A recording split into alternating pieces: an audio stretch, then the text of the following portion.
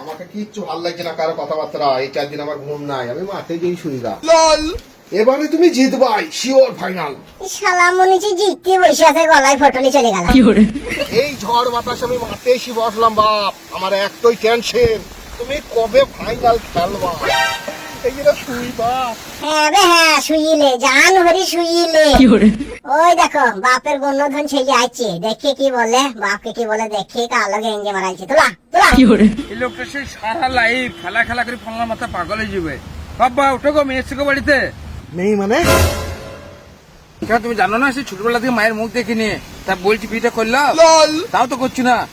বাপ এতদিন সবর করে আসি, আর 5 দিন দাঁড়া বাপ, এটা ফাইনালে খেললি আমি বিয়ে করে নেবো শিওর।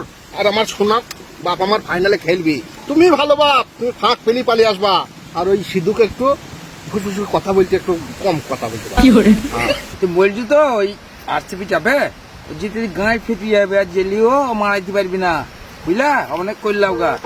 যাবে না মানে? আর যদি যাই ফাইনাল এবারে, যদি ফাইনালে জিতে তাহলে মায়ের লাইন লাগিয়ে দেবো, মার কাছাড়ি লাইন লাগা, লাইন লাগা। বে মার কাটারে লাইন লাগা মারাস না। যদি মুম্বাই জিতে না, তোদের হাতে হেরিকল ধরে দেবে, গাড়িকে চচ্চড়ি করে দেবে, ও শালাকে শুয়ে দে, তুই বাড়ি যা।